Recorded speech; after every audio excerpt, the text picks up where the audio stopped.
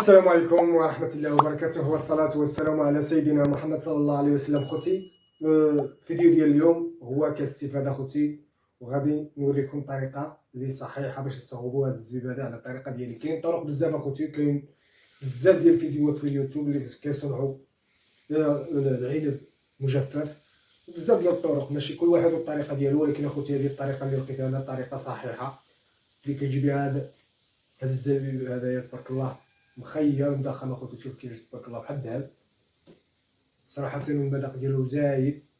بهذا العنب هذا كنصاوب على حسب الجوده. قلب العنب اللي زوين، ماشي تقلب داك العنب اللي ناقص وتقول لي غادي نصغر بزاف، قلب العنب اللي يكون زوين والثمن ديالو واخا يكون طالع شويه ماشي مشكل. هذا اخوتي طايح لي انايا، هذا شي تقريبا 5 دراهم ونص، 5 دراهم ونص للكيلو اللي طايحه ليا بالنسبه ديال العنب. وخرج لي تقريبا جبت ما اللي درت هنايا تقريبا ما يقارب 12 كيلو او 11 كيلو بحال هكا. المهم كنت خليت منها شي حاجه كليتها خضراء، المهم الثمن خليت واحد 2 كيلو لهذيك، هي 13 كيلو بالمجموع جبت. المهم شي 11 كيلو قول ما يقارب 10 كيلو لهذه، خرجت لنا الكميه هذه هنا ما يقارب شي 5 كيلو الزبيب ولا هذه الكميه هذه. هذا مازال ما منقيش وهذا منقي هانتوما كتشوفوا. هذا المهم هذيك، هذا كما كان مازال بالهاي ديالو وباقي بالعواد ديالو هانتوما كتشوفوا. الطريقه اخوتي سهله وبسيطه، تبعوا معنا الفيديو وغادي نشرح لكم كلشي بالتبسيط اخوتي. غير بزاف ديال الناس اللي لقيت واحد الفيديو اللي كنت لوحتو عام الاول صراحه ما كنتش مستعد باش نلوحو في اليوتيوب ولا في شي منصه اخرى، غير صورته بحال هكا ديك الطريقه هذه، كنت باغي نعاون غير نحطو غير في فيسبوك ولا في انستغرام.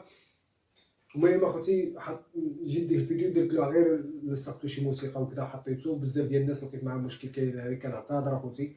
بزاف ديال الناس قالوا لي لو كان ما درتي الموسيقى ما خلينا ما كنبقاوش مركزين، ما كنسمعوش مزيان، بزاف ديال الحوايج. هذا علاش اخوتي حاولت نحذف ديك الفيديو هذاك وحيدته، حيدت منه بعض الجزئيات، خليت غير بعض الجزء بقى فيه الثمن واحد 2 دقائق ما كاملاش. وهذا علاش قررت اخوتي باش ندير لكم فيديو اخر. انا درت المجهود ديالي اخوتي، نتوما الكاميرا من عند الله سبحانه وتعالى، ومنكم نتوما اخوتي باش تدعمونا في هذه القناه هذه. التعليق الزوينه وتحفزونا اخوتي وديروا لنا لايك والمتابعه لهذه القناه هذه، حيت مازالين اخوتي عاد ديما ما كنحطش فيها بزاف، ولكن كنحاول نحط اي حاجه اللي يحاولنا نستافد منها، ما كنحطش غير فيديوهات عشوائيه وصافي. هذا علاش اخوتي شاركت معكم هذه الطرق هذه. بعض التعاليق اللي لقيت هذيك الفيديو اخوتي هما كيقولوا لي الناس بان واحد كيقول لي ديت لي الطريقه ديالي، واحد كيقول لي دخلوا اليوتيوب كاينه 199 طريقه اللي كتصاوب بها العنب المجفف. كاين طريقه عصريه، كاين طريقه تقليديه، كل واحد وكيفاش كيصاوب. ولكن اخوتي انا الطريقه ديالي هذه هي. بزاف ديال الناس كيقولوا لي علاش كدير الليمون، علاش كدير معاه كذا، علاش ما ديرش الملحه، علاش كدير كل حاجه اخوتي عندها طريقه ديالها. غير الليمون اخوتي كيحاولوا على اللون ديالو، كيجي اللون ديالو بحال اللي مذهب. هانتوما اخوتي كيجي اللون ديالو بحال اللي ذهبي، ما كيتغيرش اللون ديالو، كيبقى على طول الموسم هكا، كيبقى مزيان، كيبقى عنب رائع. هانتوما كتشوفوا على جودته هانتوما اخوتي تبارك الله، كيجي رطب وزان وشي حاجه ناضيه اخوتي. المهم شي حاجه تكولا كاين نحطها قدامك ما الشاعه كولا. المهم هذا كليت منه انا تبارك الله قبل ما ندير لكم الفيديو، ولكن المهم ضروري اخوتي نوريكم هذه الطريقه هذه وتبعوا معنا الطريقه ومن البدايه حتى النهايه، وتعرفوا الطريقه كيفاش تصاوب هذا الزبيب هذا. ودابا على بركه الله واجا اخوتي نبدا معكم التحضير ديال تجفيف العنب. دابا من بعد مني جبنا هاد الكميه هادي، وكما سبقت قلت لكم في الفيديو هي ثمن 13 كيلو، ولكن حيدت منها ما يقارب 2 كيلو او لا 3 كيلو. المهم ديك العنب اللي هذيك حيدته، حيت انا اخوتي بغيت نعاود معكم غير الطريقه، حيت فايت لي سجلت معكم اخوتي هذا الفيديو العام اللي فات، وبزاف ديال الناس لقيت معهم صراحه الفيديو حقق مشاهده بزاف في القناه. هو الفيديو الوحيد اللي حقق لي المشاهده، ولقيت الناس بزاف اللي دعموني فيه. ولكن المشكل اللي درت والغلط اللي درت اخوتي، كنعترف بالغلط ديالي، هو حطيت معاه الموسيقى. حيت انا كما سبقت وقلت لكم ما كنتش متوقع غادي نحطو على القناه اليوتيوب، وحتى ديك الموسيقى اللي حطيتها راني اخوتي كنت مخالف القانون ديال اليوتيوب، والموسيقى راكم عارفين عليها كيضربوا كوبيرات وبزاف ديال المشاكل. ولكن اخوتي صراحه انا درت الفيديو ليس باش نربح منه ولا بزاف هذيك، المهم درتو كاستفاده، واحد الحاجه كنعرفها كنشاركها مع الناس. هذه هي الطبيعه ديالي، كنشارك بزاف د الحوايج مع الناس اخوتي. المهم اي حاجه كنعرفها كنصاوبها، وبزاف ديال الناس قالوا لي انت كتسرق الطريقه وكتجيبها. واحد كيقول لي الطريقه ديالي عديد ديال الطريقات اخوتي كيتحضر بها العنب هذه. كاين الطريقه اللي التقليديه، وكاين الطريقه اللي جديده، كل واحد كيفاش كيصاوبو. والطريقه اللي التقليديه اللي كيصاوبوه الجباله ديال بصح كيصاوبوه بالليان ديال الرماد. بزاف ديال الناس ما كيعرفوش، وهذا ما خوتي العام اللي فات فايت لي صاوبته بالليان ديال الرماد، ولكن الخطره ما صاوبتوش بالليان ديال الرماد حيت ما كانش عندي الرماد، وكان ضروري خصني نسجل لكم اخوتي الفيديو هذا، حيت وعدت المتتبعين اللي تبعوني في الفيديو اللي قبل العام اللي فات بان غادي نعاود لكم فيديو ان شاء الله بحول الله. مني غادي نلقى الوقت غادي نعاود لكم فيديو باهلو. هذا اخوتي من بعد مني جبنا هاد الكميه هادي ديال العنب غادي نحاولوا نقوها مزيان، ديك العنب اللي مكرفص وديك الشيء. بزاف ديال الناس كيجيبوه كيصاغبوه بحال هكا، كنشوف الناس هنايا كيجيبوا ديك العنب اللي كيبقى ناقص الجوده ديالو ناقصه وكذا، كيجي الزبيب ديالو صراحه عادي صالح غير للطايب ولا شي حاجه كاين، حيت كيجي الزبيب ديالو ناقص حتى في الماكله. هذا علاش كنجيب انايا العنب اللي باقي جديد كنجيب. المهم كنمشي كنتقاضاه بالجمله، كنجيبو باقي جديد والهيك ديالو كنريقلو كنقيه من على حقه وطريقه، كنغسلو مزيان. ضروري خوتي خصو الغساله مزيان، وديروا معاه الخال هكاين وكذا باش يتحيد من ديك البروطويات وداكشي، حيت كيكون داوي اخوتي العنب راه ضروري كيكون فيه الدواء. خصك ضروري تغسلو مزيان ديك المواد اللي كيكون فيه ومن ديك الحشرات اللي كيقيسوه، ونقيه مزيان ما تخليش فيه حتى شي حاجه، وعطيه الخطر ديالك. صراحة اللي باغي يصاغب هذه الكمية لراسو، واحد 2 كيلو ولا 3 كيلو العنب كافية يصاوبها في الدار ديالو بحال هكداين، ويريقلو على حقه وطريقه ويفكو بالحبة الا بغا. واسهل باش يوجد لك داغيه هو ديرو بالحبه. انايا خوتي ما صراحه ما كانش عندي الوقت، كنت كنديرو هكاين بالهذيك حيت ما عنديش بزاف ديال الوقت. المهم عاد كنشارك معكم الطريقه. الا بغيتو تحيدوا له ديك العنقب ديالو تفكو بالحبه الحبه، كيجي حتى هو ساي وكيوجد داغيه كتدخل عليه الشمس بحال هكذا بالعناقب. من احسن يتعلق هكا في شي سك ديال النشاره وكذا باش تدخل الشمس مزيان. وانا اخوتي المهم ما درتوش لهذيك في السك ديال النشاره ولا شي حاجه، حطيته غير في السطح. ورغم ذلك وجد المهم خصو غير مره ما هذيك تحركو وكذا فاهم، باش ما يحرقش غير من واحد البلاصه ويبقى من واحد الاتجاه عاوتاني. خصك ضروري مره ملي يكون حطو في الشمس تبدا تحركو. المهم اهم حاجه خوتي اللي قلت لكم ركزوا عليها مزيان هي الغساله ونقيه مزيان، ما تخليش فيه ديك الحبه الرقيق وداك الشيء. نقيه، حاول تنقيه مزيان وغسلو. ومن بعد ديرو في هاد الشبكه بحال هكذاين، واللي عنده شبكه كبيره ولا شي حاجه ضروري خصو يقطر من ديك الماء هذوك، يتحيد من ديك الماء خليوه يقطر واحد الوقيته، وعاد غادي تبدا تستعمل في طريقه اخرى. المهم اخوتي كنعتذر على الفيديو اللي سبق قلت لكم اللي درته قبل، وهذا علاش اخوتي حاولت ندير لكم فيديو هذا باش يبان لكم كل شيء واضح وباين، باش مرة اخرى ما يقوليش اخو راه حقا ما كنسمعكش اش كتقول ولا شي حاجه. المهم حاولت نعاود لكم فيديو يكون واضح ديك الشيء اللي فيه.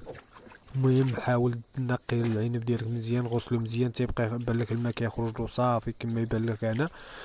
وعاد بدا ديرو يقطر، خليه يقطر مزيان عاوتاني ديك الماء هكا كينشف من ديك الماء.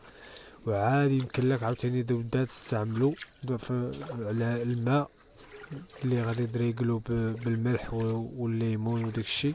المهم نتوما باش منحرقوش المراحل غادي تشوفوا الطريقه اللي غادي نصاوبو بها. المهم اخوتي انا قلت لكم سبق لي من هو صاوبته بالرماد ديال الرماد.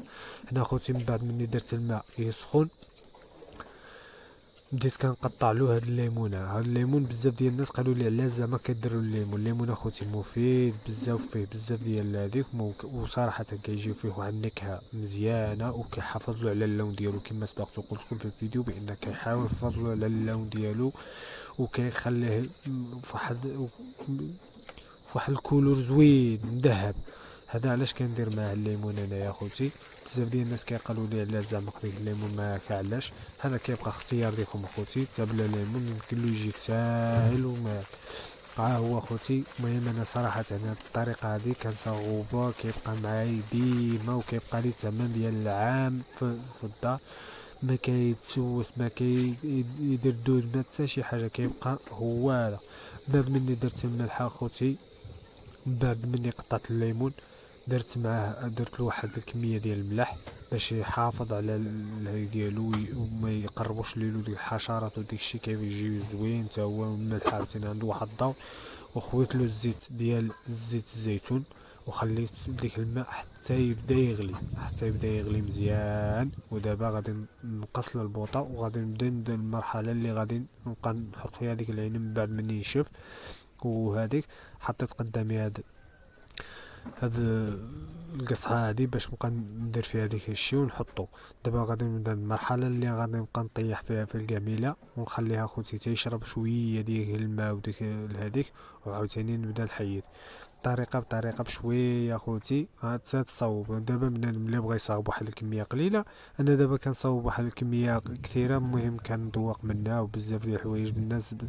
المهم كنبقى طول العام المهم كنكول الزبيب كنطيب به اي حاجه. المهم ما كنبيعوش اخوتي ولا شي حاجه، حيت عام الاول صراحه تصاقبت شافوا الناس بزاف ديال الفيديو قالوا لي حقا بغينا منه وكذا، ولكن اخوتي صراحه ما دوقت منه ولكن باش نبيع منه ما عنديش الوقت اللي غادي نصنع الزبيب بزاف ونبدا نبيع منه وكذا.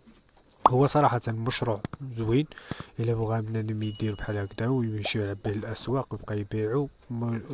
أقل حاجة غادي تربح في واحد 30 درهم ولا هذيك اللي غادي يبقى لك الرباح. فهاد الزبيب هذا إلا بعتو غير بواحد 35 درهم الكيلو ولا هذيك غادي يبقى لك واحد النصيب فيه. هاد الزبيب المهم فيه مشروع مربح بالنسبة لي أنايا. المهم هي الكمية ضروري غادي تشري 2 كيلو ديال العنب غادي تعطيك كيلو ديال الزبيب، ما يقارب الكيلو ديال الزبيب راه واحد الثمن. دابا انت كتشري كيلو ديال العنب بثمن 5 دراهم او لا 6 دراهم او 4 دراهم كل مره وكيفاش كيكون العنب. انا تقضيته طاح ليا ب5 دراهم ونص حيت تقضيته جمله ماشي تقضيتو لهذيك. والعنب اللي زوين ماشي تقضيت حيت كاين العنب غير 3 دراهم ونص، كاين العنب عا ب3 دراهم، كاين العنب عا ب4 دراهم. داكشي على حساب الجودة ديال العنب وعلى حساب هذيك.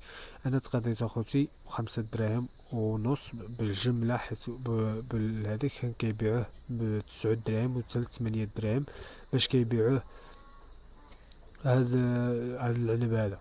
انا تقضيته اخوتي بلاطو فيه شي 13 كيلو وقلت غادي نصاوب منه حيت ما صراحه الكميه اللي لقيتها منه ما بقاتليش بزاف دوقت منها بزاف ديال الناس وهذا علاش سبق بغيت ندير الفيديو هذا باش حتى الناس اللي علقوا عليا في الفيديو اللي درته قبل في العام اللي فات على حساب هذا الزبيب.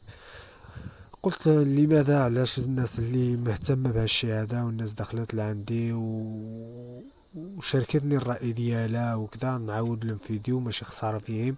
ها هو اخوتي المهم حاولوا ديروا لنا الدعم شويه الله يجزيكم بخير. ها انتم اخوتي الطريقه اللي كندير فيها حتى انايا وكنبقى نجبد كلشي كنديروا هذيك المرحله كنخلي واحد الدقيقه هايتين تقريبا كيغلي عليه الماء ونحيدو. وكاين اللي كيطفي عليه البوطه ولكن انا اخوتي كان هذه الطريقه اللي كنخليها كتجيني. حيت صراحه اي حاجه كديرها وما كتخسر لكش او ما كتلقاش فيها كسور ضروري خصك تبقى تتبع نفس الطريقه. انا الطريقه هذه ما كتخرج لي لا كسور لا والو كنديرها القضيه هذه كيجيني الزبيب زوين وكيطول معايا واحد المده طويله. المهم اخوتي من بعد مني درنا هادشي كامل بقينا هاد الحبوب هذا ملي طايحين هاد الحبوبات اللي كان كيطيحوا لي من ديك العناقب غادي نديرهم كاملين. صراحه هو الا كان بحال كان بالحبوب كامل كيكون اسهل طريقه ساهل. علاش حيت ملي كديرو في الشمس كتدخل عليه الشمس بزاف، حيت ملي كيبقى بالعنقوب كيبقى الا كان الشمس شويه عامه حراشي كيعطل فاش يوجد لك. دابا اخوتي ملي وجدتو تما وحطيتو في هاد القصعه هادي، غادي نجي دابا المرحله اللي غادي نشمشو فيها في هاد السطح هذايا، مع نحطو دابا فيها الشميشه ونخليه دابا هاديك، وغادي يبقى كما سبقت لي قلت لكم اخوتي ضروري نبقى مره تحركوه شويه، حيت باش ما يتحرقش من واحد الاتجاه ويبقى من واحد الاتجاه، حيت كل يومين ولا هذيك في ظرف سيمانه غادي يوجد لك. كل يومين حاول تحرك ديك العنب، تبدل له الاتجاه ديالو باش يولي يطيب من جميع الاتجاهات، وما يجيلكش من واحد الاتجاه محروق ومن واحد الاتجاه باقي ما طايبش مزيان.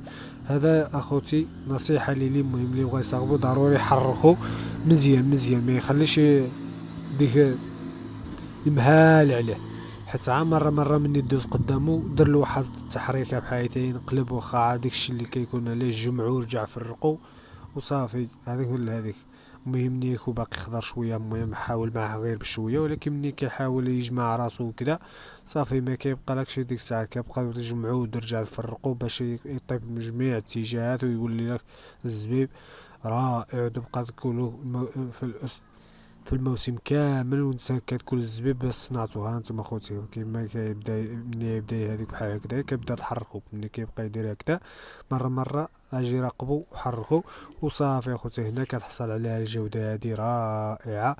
ها